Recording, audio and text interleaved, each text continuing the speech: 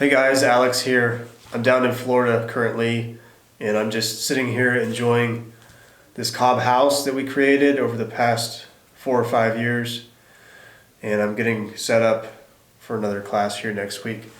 I just wanted to pop in on a new video and talk about building codes and permits as related to Cob residences. I've had a lot of phone consultations lately, and probably the main question that people have is in regards to Cob building codes and getting permits for a Cob home or residence. And I've covered this in lots of videos before. It's just one of those topics that needs to be reiterated and covered several times.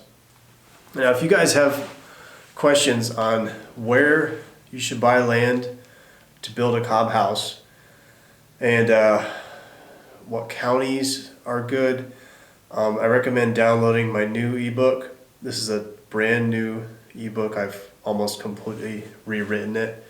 It's available for free on my website, thiscobhouse.com. Just find it on the books tab, or the pop-up will appear on the home page. You can download it. There's a whole section in there on my recommendations for where to buy land if you want to build a Cob residence. The thing is, now we have an official Cob code. This is part of the 2021 IRC. Not every state or county has accepted this code yet. It's going to take some years for it to trickle through. So we do have the code, but if you don't have the code in your county yet, you can still get an engineer stamp of approval to build a Cob residence. So there's a couple options still. As far as the code, I recommend reading it. It's available for free for download at cobcode.org. You can find all the information there. The Cob Research Institute. It's a great resource. Definitely check it out if you're interested in seriously building a permitted Cob home. Even if you're not, just if you have an interest in Cob construction in general. The code is actually really valuable as a learning tool as well. If you read through the code, you'll really get an understanding of how to structure a Cob home or a Cob building. There's individual sections for every building component. Not everything, but pretty much everything as it relates to Cob. You have to refer to other sections of the code for certain things like the foundation and the roof. But as far as how to integrate it all together with the Cob walls and the Cob structure, the code really does a great job of that. And yeah, so check that out, cobcode.org. Cob Research Institute, they've done amazing work. Yeah, as far as the code, so I'm actually a big fan of the Cob code.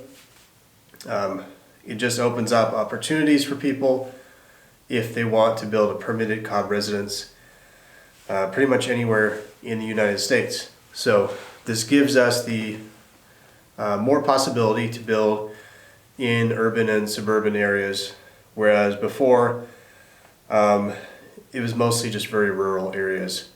I still recommend people build Cob residences in rural areas. Some countryside places have very relaxed building codes to no building codes to abide by. But in general, the rural areas have more relaxed building codes, and you can kind of work through the system easier that way to build an alternative structure like this. But speaking of alternative, I really do believe in the next 10 to 20 years, these earth and wall systems will become much more prevalent. It just makes so much sense. And if we had an industry, if you would call it that, of constructing Cob homes and adobe homes and rammed earth homes and these earth wall systems, the price could be lowered a lot more. Because right now the labor cost to build these is really quite high. That's why I teach people to build it themselves.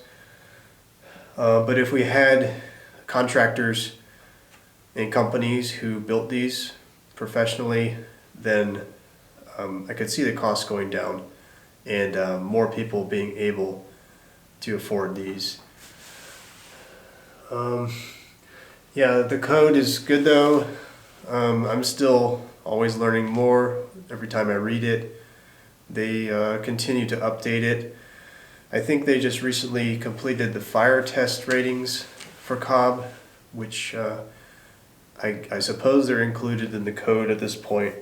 I'll have to check that though, but we all kind of knew from the get-go that Cob is fireproof, but they've actually done the official tests now. I need to see if that is in the code now or if that's part of the next update. If anybody has info on that, please let me know. But yeah, I would support people trying to build Cob homes according to the building code. And if you don't have the building code available in your county, like my county where I'm building, they don't have the 2021 IRC yet, and so they don't abide by the new Cob appendix. They won't look into that.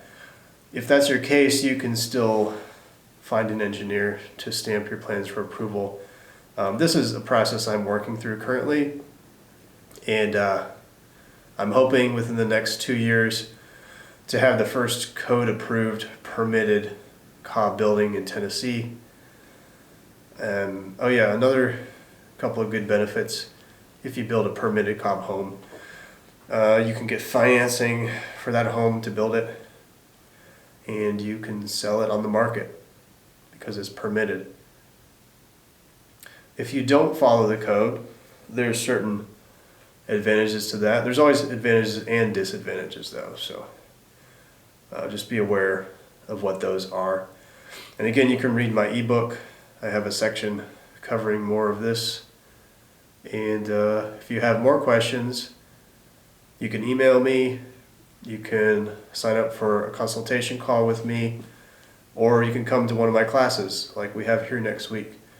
And people just ask pretty much everything on their mind, and I'm usually able to answer their questions, help them out with all these kind of detailed things like questions about coding and permits. But yeah, it's also a great time. We still got classes open for June, August, and I'm going to open up 2 more in Tennessee for September and October, and then probably another one in November down here in Florida. So if you guys have questions, leave them in the comment section below or contact me directly. And thanks for watching.